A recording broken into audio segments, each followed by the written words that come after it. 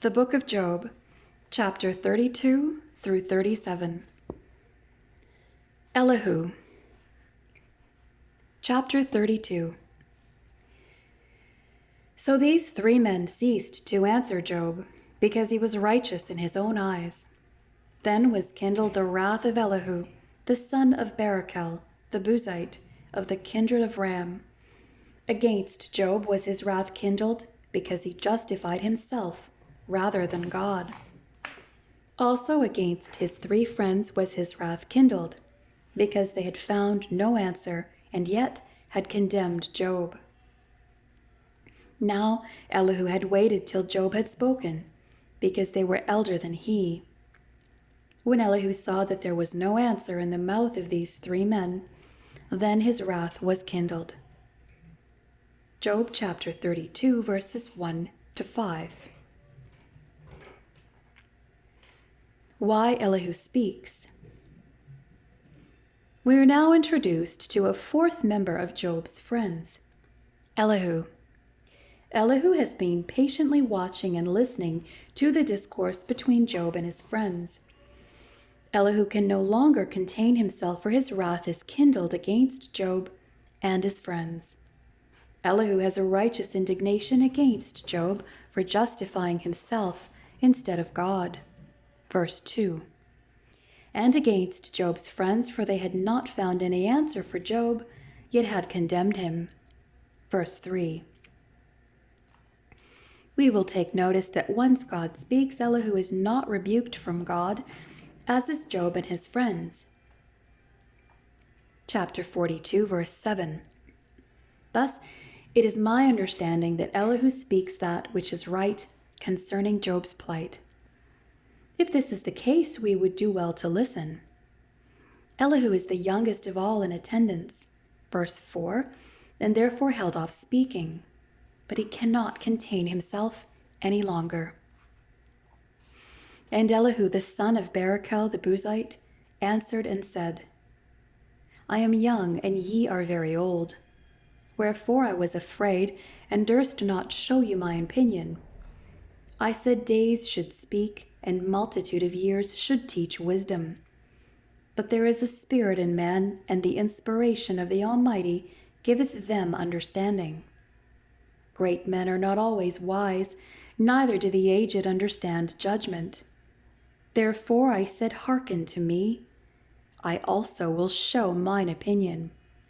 Behold, I waited for your words. I gave ear to your reasons, whilst ye searched out what to say. Yea, I attended unto you, and behold, there was none of you that convinced Job, or that answered his words. Lest ye should say, we have found out wisdom. God thrusteth him down, not man. Now he hath not directed his words against me, neither will I answer him with your speeches. They were amazed, they answered no more. They left off speaking. When I had waited, for they spake not, but stood still and answered no more, I said, I will answer also my part. I also will show mine opinion. For I am full of matter, the spirit within me constraineth me. Behold, my belly is as wine which hath no vent. It is ready to burst like new bottles. I will speak, that I may be refreshed. I will open my lips and answer. Let me not, I pray you, accept any man's person. Neither let me give flattering titles unto man. For I know not to give flattering titles. In so doing, my Maker would soon take me away. Job chapter 32, verses 6 through 22. Elihu's justification for answering. Elihu begins with stating why he has refrained from speaking up to this point. Verse 6. Culturally, when the elder speaks, the young are to remain silent. Thus, Elihu was afraid to show his opinion on the matter. Verse 6. Elihu thought to himself that days should speak, and multitude of years should teach wisdom. Verse 7. But he understands now that the inspiration of the Almighty giveth them understanding. Verse 8. Therefore, great men are not always wise, neither do the aged understand judgment. Verse 9. Because of this, Elihu will show them his opinion.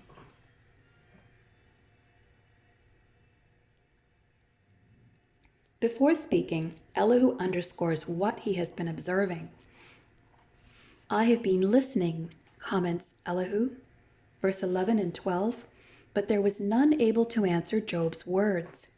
Verse 12 and 13. So Elihu will speak, not because of any direct revelation from God, nor according to the words that have already been spoken. Verse 14. At these comments they were all amazed and left off speaking. Verses 15 to 17.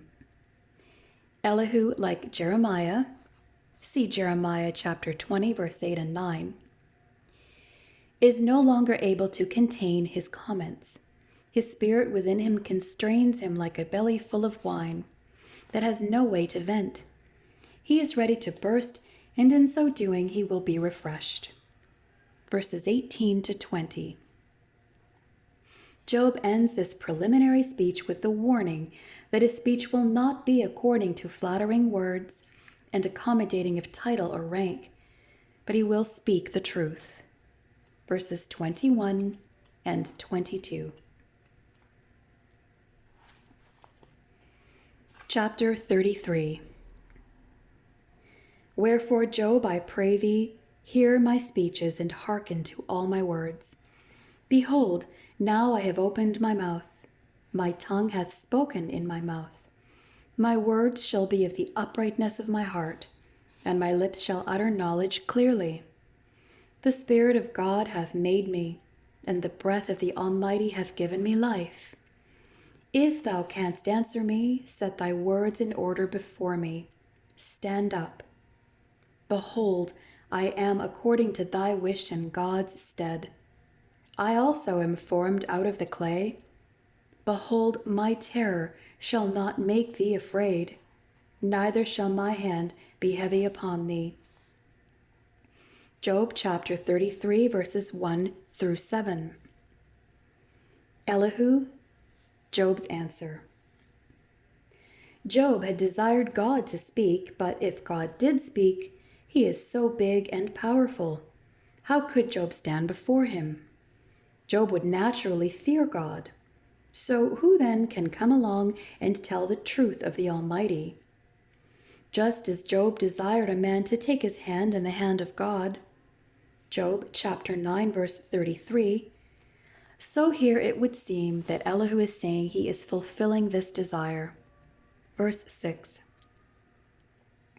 Though Elihu is but man born of clay, he will speak out of the uprightness of his heart the things that are true. Verses 3 and 6. Surely thou hast spoken in mine hearing, and I have heard the voice of thy words, saying, I am clean without transgression. I am innocent, neither is there iniquity in me. Behold, he findeth occasions against me. He counteth me for his enemy. He putteth my feet in the stocks. He marketh all my paths. Behold, in this thou art not just. I will answer thee that God is greater than man. Job chapter 33, verses 8 to 12. The answer concerning Job. Now, as stated before, I believe Job was pushed in this area of overemphasizing his own righteousness. However, even if this is true, Job is accountable nonetheless. Elihu reminds Job what he had said regarding his own righteousness. Surely thou hast spoken in mine hearing, and I have heard the voice of thy words, saying, I am clean, without transgression. I am innocent, neither is there iniquity in me. Job chapter 33, verses 8 and 9. Elihu does just as he said he would do and get right to the answer without any bouncing around the subject. In this thou art not just. God is greater than man. Verse 12. Why dost thou strive against him?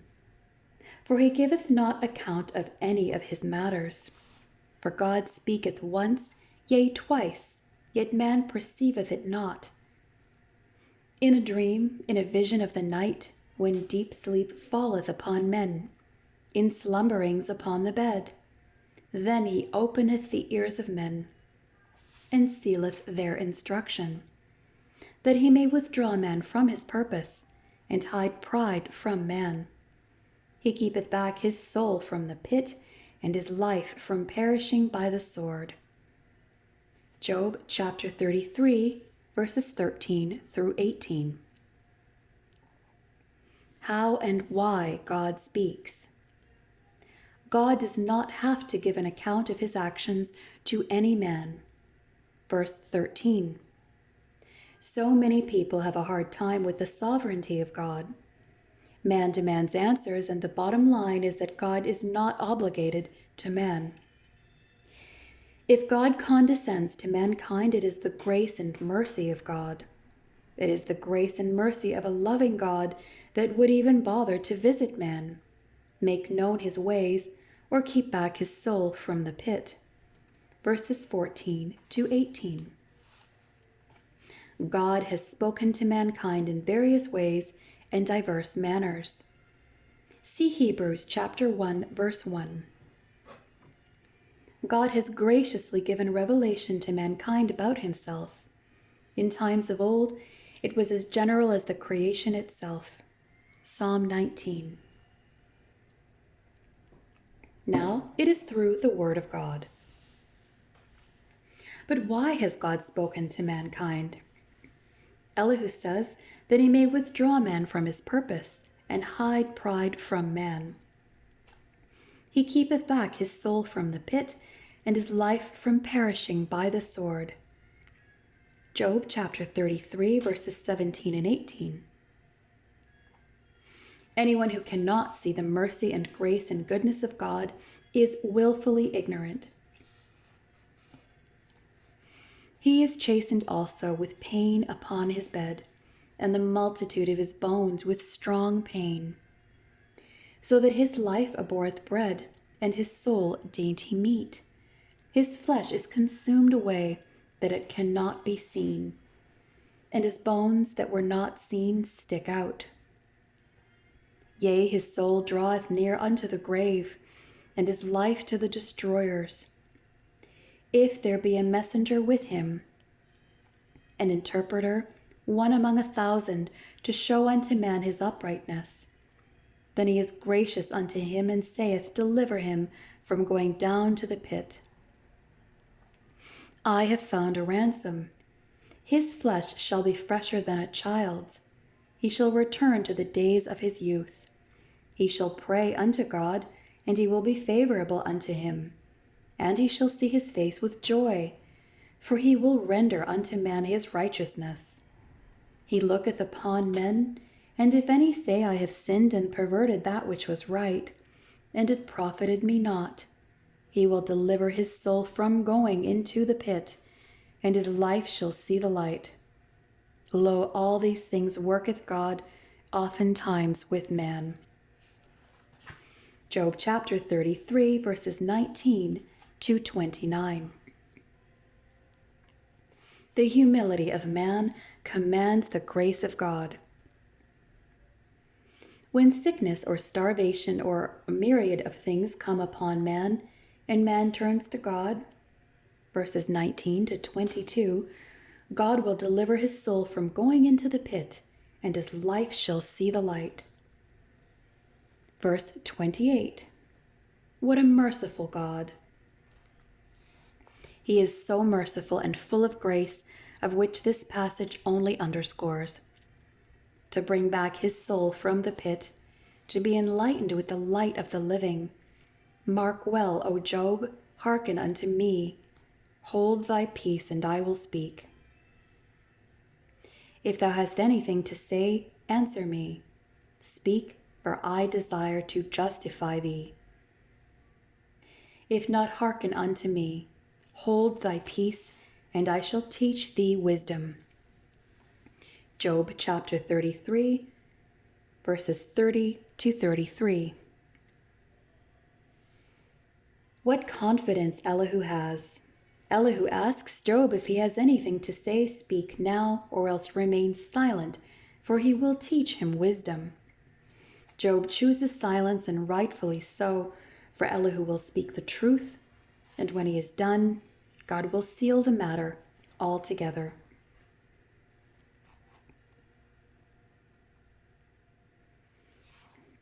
Chapter 34. Furthermore, Elihu answered and said, Hear my words, O ye wise men, and give ear unto me, ye that have knowledge. For the ear trieth words, and the mouth tasteth meat. Let us choose to us judgment. Let us know among ourselves what is good. For Job hath said, I am righteous, and God hath taken away my judgment. Should I lie against my right? My wound is incurable without transgression. What man is like Job, who drinketh up scorning like water, which goeth in company with the workers of iniquity, and walketh with wicked men? For he hath said, It profiteth a man nothing that he should delight himself with God. Job chapter 34, verses 1 to 9. The sentiments of Job. Elihu, having addressed Job in chapter 33, now addresses his three friends, and thereby addressing Job's questions. These wise men, verse 2, of the east could not find the answer to Job's plight. For though these men were the aged ones, they spoke without knowledge. Like the witch doctors, shaman, soothsayer, or medium, they can reach into the spirit world, but not for good. Please see the book of Deuteronomy, chapter 18, verses 9 to 12. Elihu asks these so-called wise men and men of understanding to try his words as the mouth tries food, of which is savory and good. Verses 3 and 4.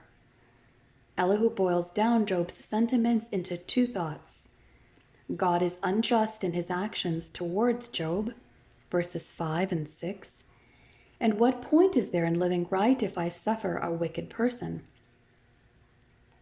Verses 7 and 9. The remainder of this chapter, Elihu will answer the thought that God is unjust, while in chapter 35 he will answer the sentiment of why should I live for God if I am treated as an evil person.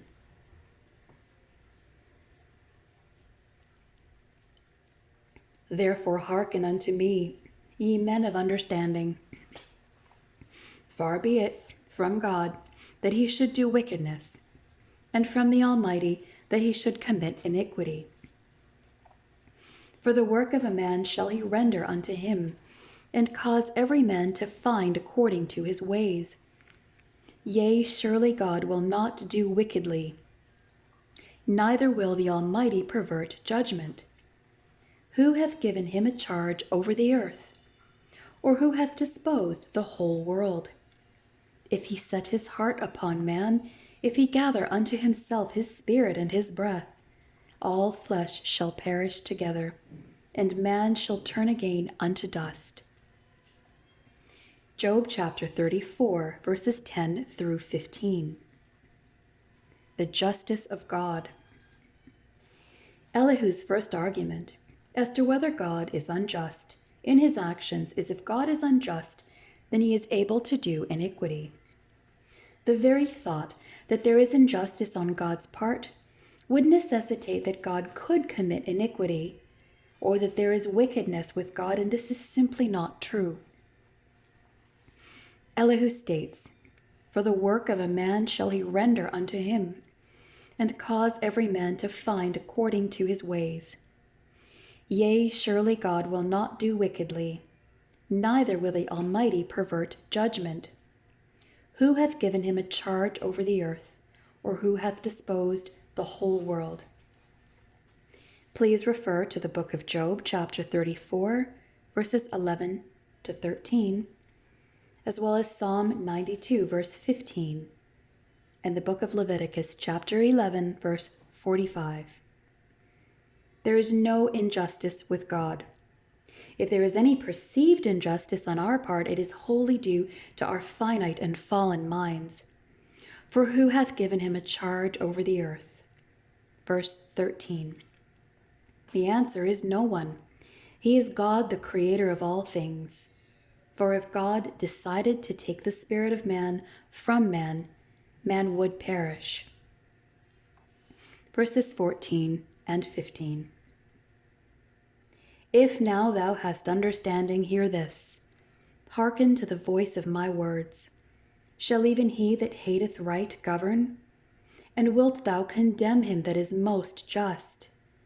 Is it fit to say to a king, Thou art wicked, and to princes, Ye are ungodly? How much less to him that accepteth not the persons of princes, nor regardeth the rich more than the poor? For they all are the work of his hands. In a moment shall they die, and the people shall be troubled at midnight, and pass away. And the mighty shall be taken away without hand. Job chapter 34, verses 16 through 20. Heavenly versus earthly government. If the earthly king and prince are able to execute judgment and justice on the earth, why can't a holy and righteous God execute judgment and justice from heaven? God is able to raise up kings and remove kings as he sees fit, without any partiality. See the book of Daniel chapter 2, verse 21. Without a just God, there would be no equity on all the earth. For his eyes are upon the ways of man, and he seeth all his goings. There is no darkness nor shadow of death, where the workers of iniquity may hide themselves. For he will not lay upon man more than right, that he should enter into judgment with God. He shall break in pieces mighty men without number, and set others in their stead. Therefore he knoweth their works, and he overturneth them in the night, so that they are destroyed. He striketh them as wicked men in the open sight of others, because they turn back from him and would not consider any of his ways, so that they cause the cry of the poor to come unto him. And he heareth the cry of the afflicted. When he giveth quietness, who then can make trouble? And when he hideth his face, who then can behold him? Whether it be done against a nation or against a man only, that the hypocrite reign not, lest the people be ensnared. Job chapter 34, verses 21 through 30. God who sees all. If God were unjust, he must not be able to see all that is going on in the world. But God is all-knowing. He is omniscient. A human judge can only hear the facts and try and make a logical conclusion based on what he hears. A judge is limited in knowledge, and therefore sometimes his decisions are wrong. However, with God it is not so. He makes decisions based on knowing everything. There is nothing hid from his eyes. Please see Psalm 139, verses 7 to 12. And while man may wonder about things going on earth, God is working all things out according to his purpose. Please see the book of Ephesians, chapter 1, verses 10 and 11, and also 1 John chapter 3, verse 8. God is not limited to time or space. He is not limited in knowledge. Thus, he knows the works of the wicked, verse 25, and hears the cry of the afflicted, verse 28. Now then, the thought of these verses is this: since nothing can be hidden from God, and since God is just, there is no need for Job to justify himself, for God will not lay upon man more than right. Verse 23. Surely it is meet to be said unto God, I have borne chastisement. I will not offend any more. That which I see not teach thou me. If I have done iniquity, I will do no more. Should it be according to thy mind, he will recompense it whether thou refuse or whether thou choose, and not I. Therefore speak what thou knowest. Let men of understanding tell me, and let a wise man hearken unto me. Job hath spoken without knowledge, and his words were without wisdom. My desire is that Job may be tried unto the end because of his answers for wicked men. For he addeth rebellion unto his sin, he clappeth his hands among us, and multiplieth his words against God. Job chapter 34, verses 31 through 37. The rebuke of self-righteousness. If Elihu was responding in pride and self-righteousness to God, he would say, I will not offend any more. Verses 31 and 32. Elihu is telling Job it should be the same with him. Should it be according to thy mind? Verse 33. The choice is yours, Job, says Elihu. The remaining words are a sharp rebuke to Job from this young man. Elihu condemns Job for seemingly defending the wicked in saying that the wicked are not judged for their wicked deeds, and therefore somehow God does not discern, or even worse, care. The scriptures are, however, clear that God judges sin. The problem, as Elihu had brought out earlier, is that man is infinite in his understanding.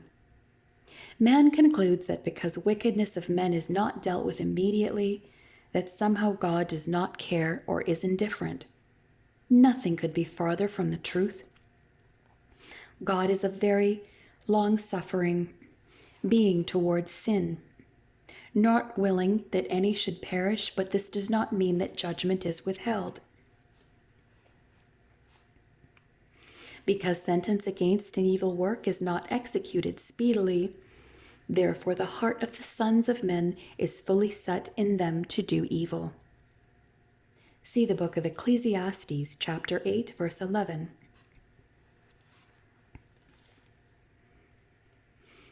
This truth is brought by those who mock God by saying, where is the promise of his coming? For since the fathers fell asleep, all things continue as they were from the beginning of the creation. See 2 Peter chapter 3, verse 4. They mock God as if he is not ever going to judge their evil deeds. But Peter goes on to remind them of the flood. For this they willingly are ignorant of, that by the word of God the heavens were of old, and the earth standing out of the water and in the water, whereby the world that then was, being overflowed with water, perished. See 2 Peter chapter 3, verses 5 and 6. And therefore, just as God judged the wickedness of man in the past by the flood, so shall he judge the wickedness of man in the future. But the heavens and the earth which are now, by the same word, are kept in store, reserved unto fire against the day of judgment and perdition of ungodly men. See 2 Peter chapter 3, verse 7. The problem is time. We look at the wickedness of man and wonder, why is not God doing anything about it? It is going on seemingly forever. But Peter reminds us that 1,000 years is but a day to the Lord. See 2 Peter chapter 3, verse 8.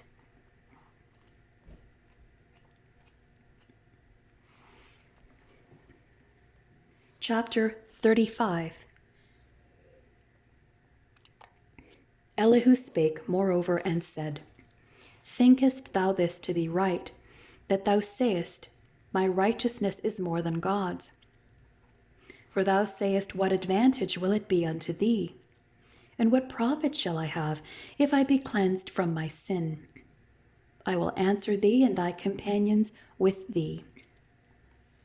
Job chapter 35, verses 1 through 4.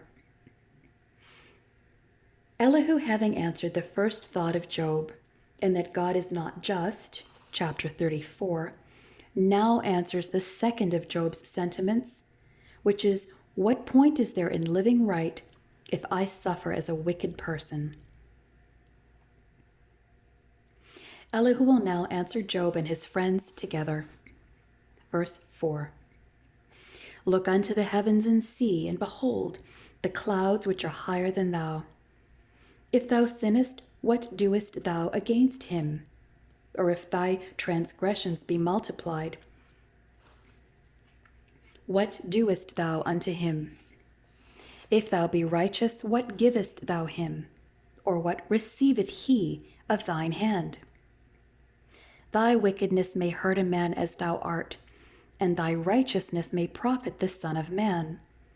By reason of the multitude of oppressions, they make the oppressed to cry. They cry out by reason of the arm of the mighty. But none saith, Where is God my Maker, who giveth songs in the night, who teacheth us more than the beasts of the earth, and maketh us wiser than the fowls of heaven? There they cry, but none giveth answer, because of the pride of evil men. Surely God will not hear vanity, neither will the Almighty regard it. Although thou sayest, Thou shalt not see him, yet judgment is before him. Therefore trust thou in him. But now, because it is not so, he hath visited in his anger, yet he knoweth it not in great extremity. Therefore doth Job open his mouth in vain. He multiplieth words without knowledge.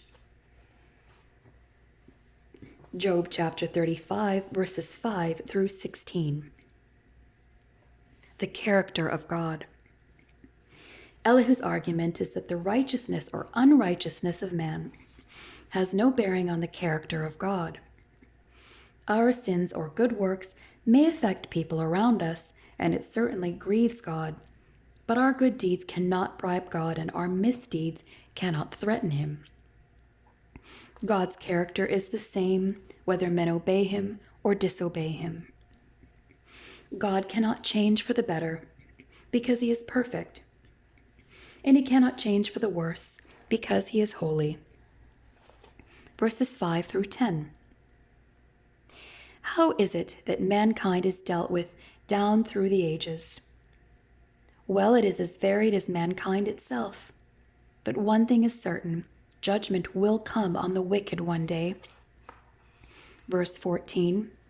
Therefore the deeds of man on the earth do matter. Elihu therefore tells Job that he speaks empty words without knowledge. Verse 16.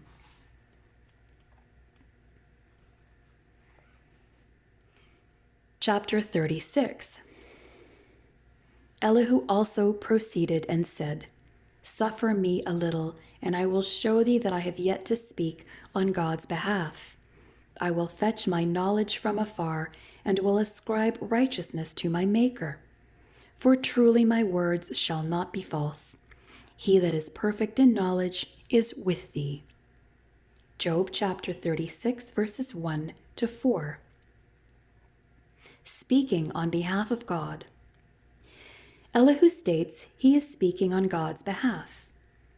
Elihu is justifying God and not himself nor Job or his three friends. Refer back to chapter 32, verses 2 and 3. Elihu then is continually defending God throughout these chapters. Notice the following words of Elihu. Then was kindled the wrath of Elihu the son of Barachel, the Buzite of the kindred of Ram. Against Job was his wrath kindled, because he justified himself rather than God. Behold, in this thou art not just. I will answer thee that God is greater than man. Job 33, verse 12. Therefore hearken unto me, ye men of understanding. Far be it from God that he should do wickedness, and from the Almighty that he should commit iniquity. For the work of a man shall he render unto him, and cause every man to find according to his ways. Yea, surely God will not do wickedly, neither will the Almighty pervert judgment. Job chapter 34, verses 10 to 12. Thinkest thou this to be right, that thou sayest, my righteousness is more than God's? Job chapter 35, verse 2. Behold, God is mighty and despiseth not any. He is mighty in strength and wisdom. Job 36, verse 5.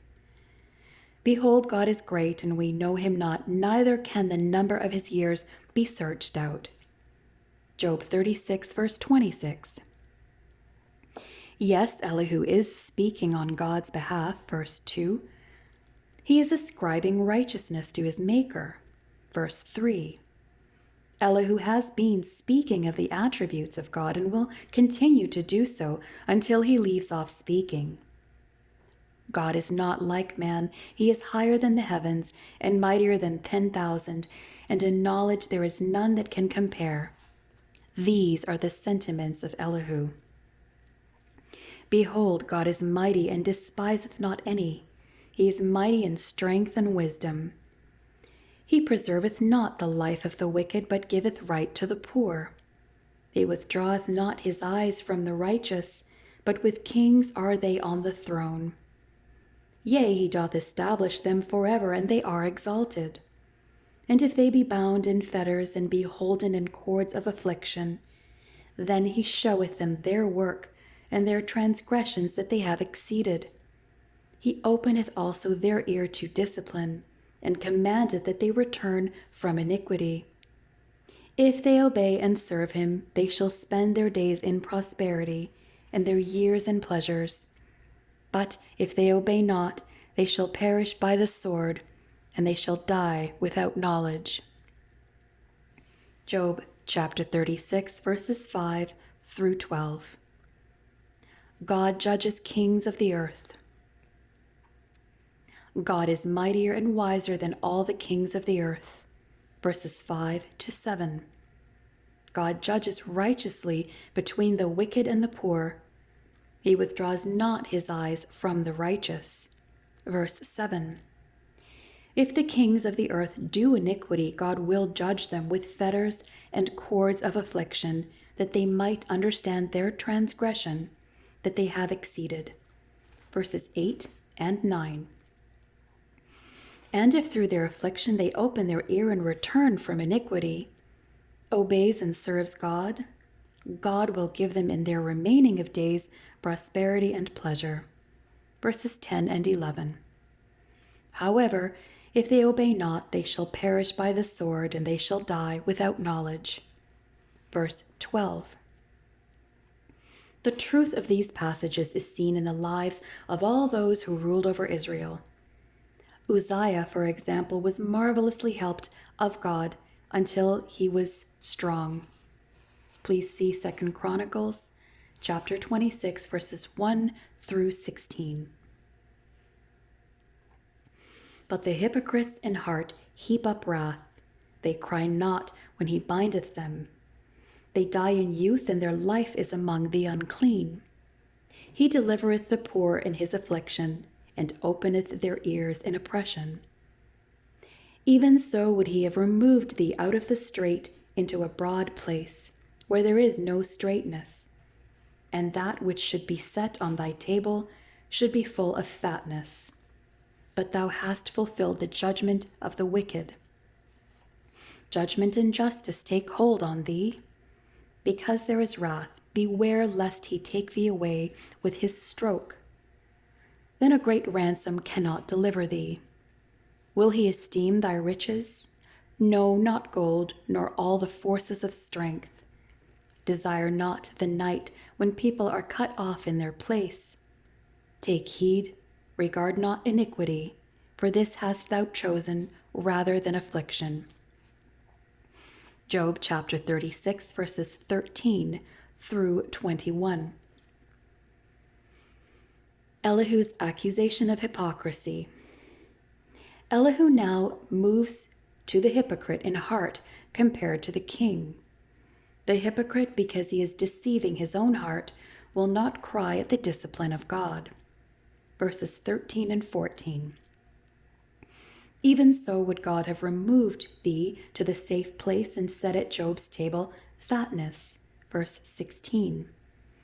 But Job says Elihu has fulfilled the judgment of the wicked, i.e., being judged of God, verses 17 and 18.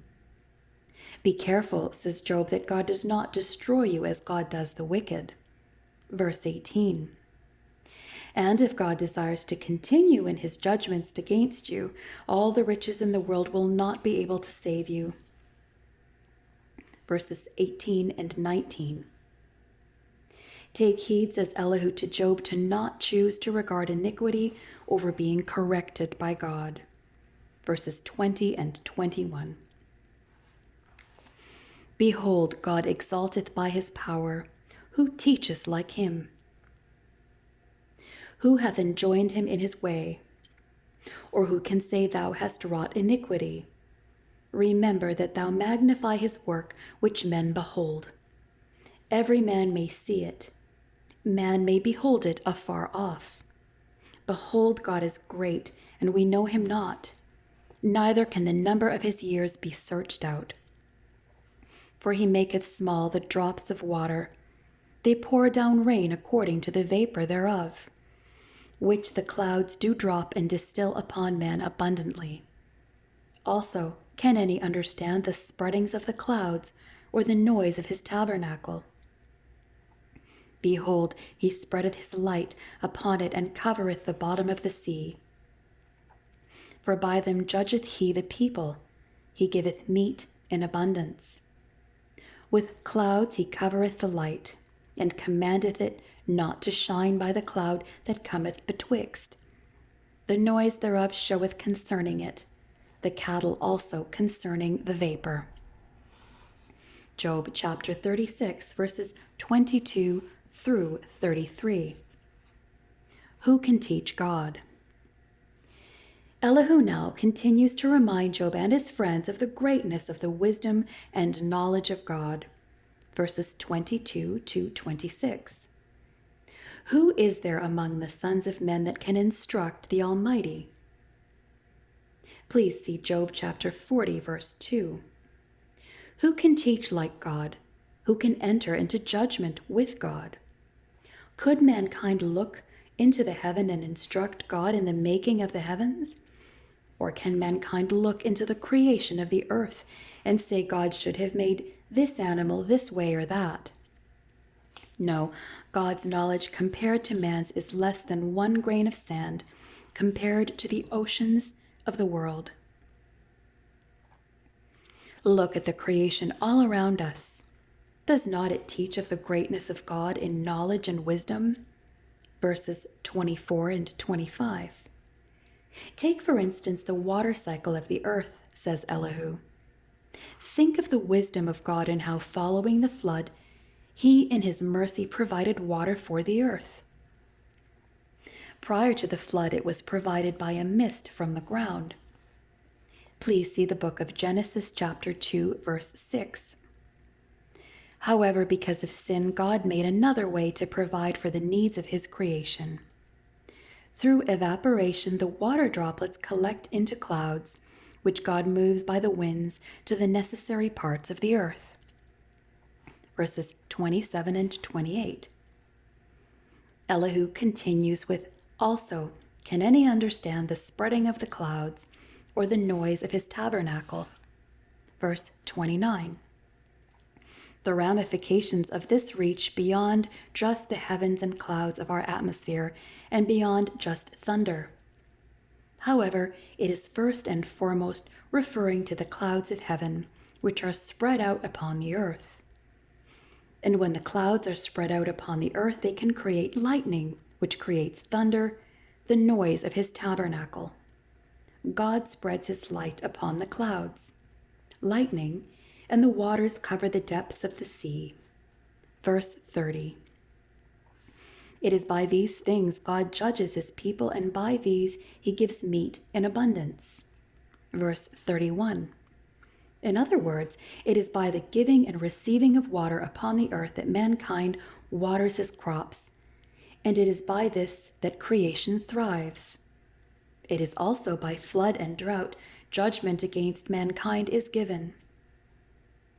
Please refer to 1 Kings chapter 17, verse 1, the book of James chapter 5, verse 17, and the book of Revelation chapter 11, verse 6.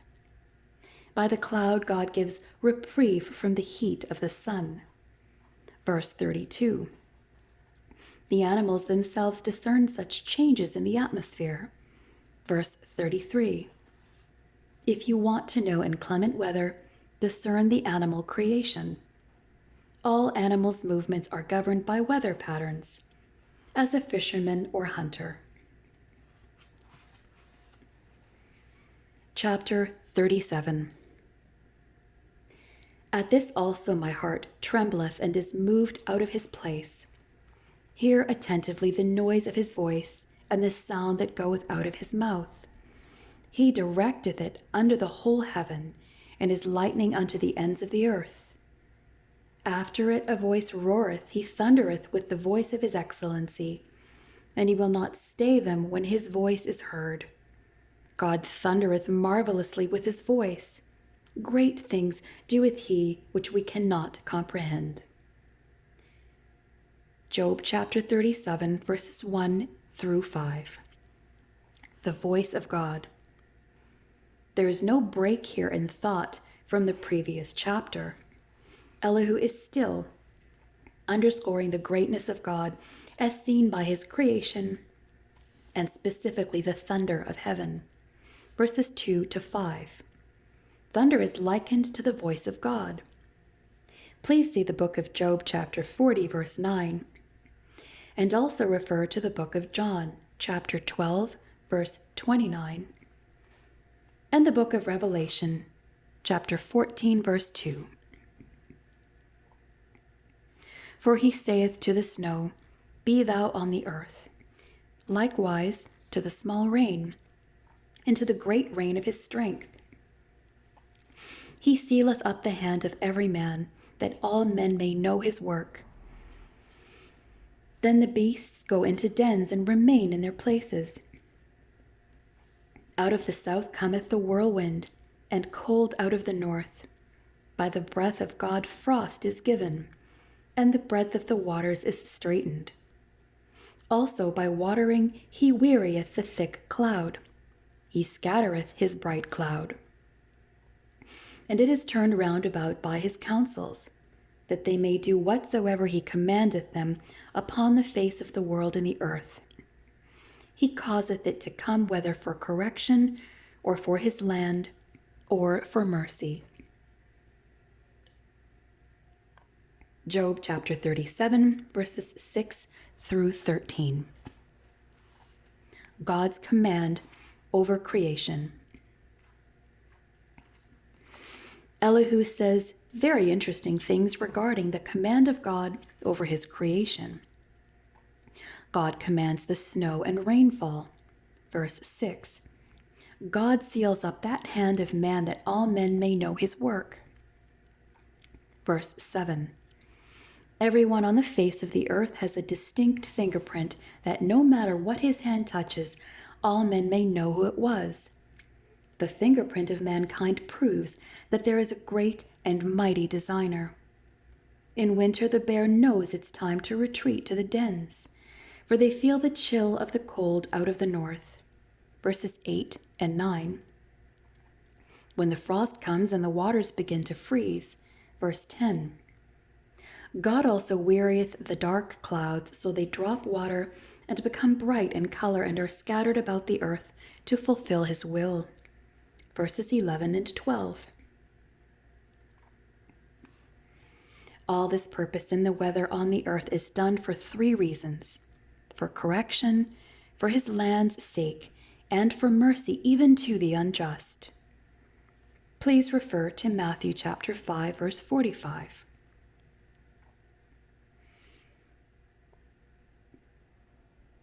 Hearken unto this, O Job. Stand still and consider the wondrous works of God. Dost thou know when God disposed them and caused the light of his cloud to shine? Dost thou know the balancings of the clouds, the wondrous works of him which is perfect in knowledge?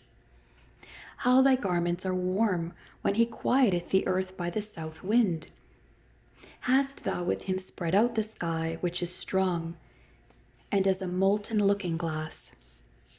Job chapter 37, verses 14 through 18. Consider the wondrous works of God. Elihu has been considering the wondrous works of God throughout his discourse, asking Job to stand still and consider them. Verse 14. Like David, who considered the heavens and the work of God's hands, was moved to humility. So Elihu asks Job to consider the wonders of God, and in so doing, Job might be moved to humility. And what Elihu's words were seemingly unable to do, the words of God will be able to accomplish. See Job chapter 38 and chapter 40. Look up to the heavens and consider the perfect knowledge it took to create such things. Elihu continues to consider the clouds of heaven. Does Job claim to know when God disposed the clouds or caused the light of the cloud to shine? Verse 15. Or does Job know how it is that God balances the clouds in midair, or how it is that the south winds warm his garments? Verses 16 and 17 also refer to the book of Luke, chapter 12, verse 55. While man may have more knowledge of such things than Job of old, we still are unable to consistently predict the weather and are unable to stop or control its desired end. Has Job spread out the sky? Verse 18. This is a challenge for Job to consider how small he is compared to God. Abasing man is always a struggle, for the pride of man knows no bounds at times. The sky, according to Elihu, is as strong as a molten looking glass. Verse 18. A molten looking glass is like the polished brass of the laver and is also used for a woman's mirror, and would seem to be the separation between the third heaven, where God dwells, and the heavens and earth of our abode. Please refer to the books of Exodus chapter 38, verse 8, 1 Kings chapter 7, verse 16, as well as Revelation chapter 4, verse 6, and chapter 15, verse 2. Teach us what we shall say unto him, for we cannot order our speech by reason of darkness. Shall it be told him that I speak? If a man speak, surely he shall be swallowed up. And now men see not the bright light which is in the clouds, but the wind passeth and cleanseth them. Fair weather cometh out of the north, with God is terrible majesty. Touching the Almighty, we cannot find him out. He is excellent in power and in judgment, and in plenty of justice he will not afflict. Men do therefore fear him. He respecteth not any that are wise of heart. Job 37, verses 19 through 24. Elihu's conclusion. Knowing what little our finite minds can ascertain about the heavens and creation is still but a speck compared to the God who knows all. Therefore, says Elihu, teach us what we shall say unto him, for we cannot order our speech by reason of darkness. Shall it be told him that I speak? If a man speak, surely he shall be swallowed up. Verses 19 and 20.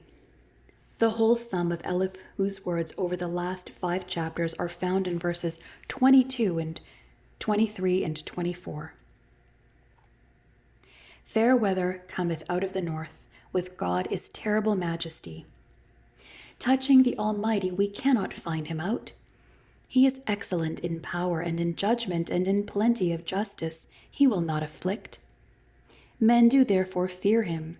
He respecteth not any that are wise of heart. Verses 22 and 24. God is the Almighty God, excellent in power and judgment, and in plenty of justice. Therefore, Job, fear how you answer him.